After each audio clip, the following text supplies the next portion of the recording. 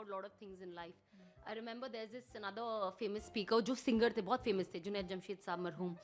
And my husband was talking about him, very good friends to him. And I remember he said, अल्लाह उनकी कब्र को रोशन करे, अल्लाह उनको करवट करवट जन्नतुल फिरदौस दे, उनकी मगफिरत करे.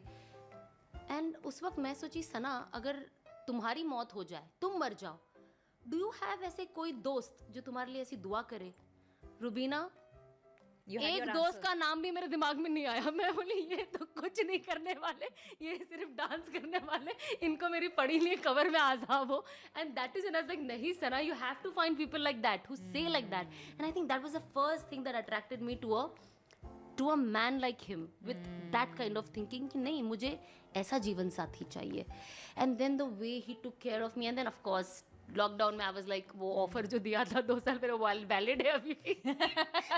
अगर आप रिकंसिडर. तो आपने तारिक जमील जी के लिए जो अपना प्यार दिखाया, रिस्पेक्ट दिखाया और रिस्पेक्ट दिखाई, and you named your son after him. It's a big thing, commendable thing. और also I want to tell people, बहुत सारे लोगों को लगता है क्योंकि मौलाना साहब का नाम है तारिक जमील साहब, तो बहुत लोगों को लगा कि मैंने उनके फादर का नाम भी ले लिया जमील.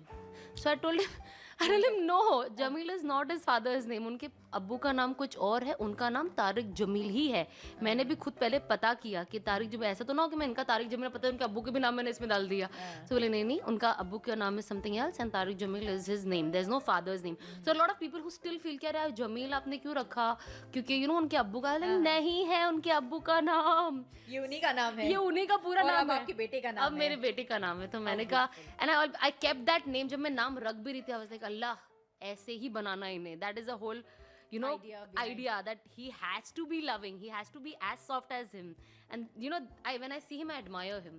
जब मैं उन्हें देखती तो मुझे लगता है कि एक बाप ऐसा ही होना चाहिए, एक शौहर ऐसा होना चाहिए, एक दाई ऐसा होना चाहिए. दाई is the one who gives message, जो मैसेज आगे लेके जाते कि दाई कभी मधु नहीं होता. एक दाई के अंदर कभी ये नहीं होना चाहिए कि मैं आपसे अच्छी हूँ, या यू नो ये ऐसा कभी सामने वाले को इन्फीरियर ना समझे, खुद को सुपीरियर. तो दाई को हर चीज़ से फ्री होना चाहिए. उसका काम सिर्फ है मोहब्बत फैलाना और unity. And I that is what I saw in him and that is what I want to see in my son. Wow. Considering my life has change, I also want, देखो क्या होता है ना, हम जो भी चीज़ें जो हम आगे जाके लाइफ में सोचते हैं कि यार ये चीज़ सही नहीं है, गुनाह है, या ये कहीं ना कहीं बचपन से हमारे माँ बाप हमारे अंदर डालते हैं. द फैक्ट इज, अब जैसे बर्थडे सेलिब्रेट करना इज हराम, इट्स नॉट गुड. और अगर आप इन जनरल भी देखोगे तो जो हैप्पी बर्थडे है ये एक सेटनिक रिचुअल है. Oh. And it's very clear, it's all on the gram. Like you don't even have to believe me for a matter of fact. Just go and research. तो एक जो पहले winters में जो जगह हुआ करती थी, तो वहाँ पे जो लोग मर जाते थे, तो जो जितने लोग वो विंटर बच जाते थे, तो वो लोग जितने साल बचे वो कैंडल लगा के करते थे.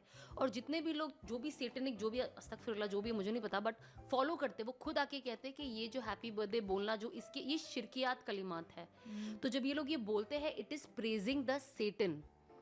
तो जब मैंने ये सुना तो मैंने कहा, एंड 2020 वाज द टाइम जब मेरे दोस्तों को भी पता नहीं था, व्हेन आई वाज जब चेंजेस आ रहे थे, तो बेचारे मुझे सरप्राइज देने घर पे आ गए. एंड आई वाज लाइक ये तुम्हारा आखिरी साल है, वैसे भी अगले साल तुम दिखने भी नहीं हो मेरे यहाँ, मैंने बर्थडे ही नहीं मनाना है तो कहाँ दिखोगे. तो and that is when I made sure कि उस टाइम मैंने बोला कि अब मैं अपना कोई बर्थडे सेलिब्रेट कभी नहीं करूँगी. हाँ, जिस दिन मेरा होता है, जिस दिन होता है, मेरे घर वाले कुछ जिनको याद होता है, अभी कोई सेलिब्रेट नहीं करता तो किसी को कुछ नहीं पता होता है, दुआएं दे देते, दुआएं दे दो, ये दे दो, but no celebration, no special कि आज केक लाना, एक कुछ भी नहीं.